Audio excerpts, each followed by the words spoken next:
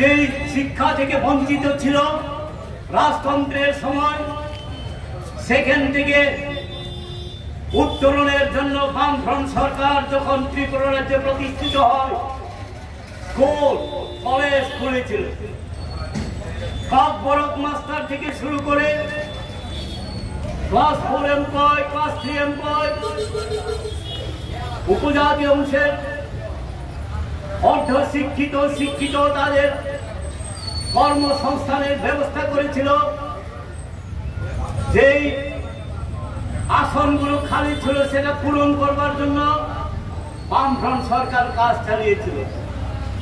এখন হঠাৎ করে বিজেপি আইপিএফ ত্রিপুরা মথা দলের সরকার তারা সিদ্ধান্ত নিয়ে বলল, না, স্কুল বেশি হয়ে গেছে, ছাত্র স্কুলে নেই, কিন্তু মাস্টারের কথা বলছেন না।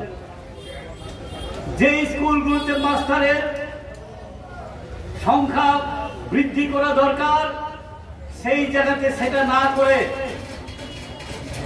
স্কুলে ছাত্র নেই বলে স্কুলগুলোকে বন্ধ করে দেওয়ার অপচেষ্টা তারা চালাচ্ছে।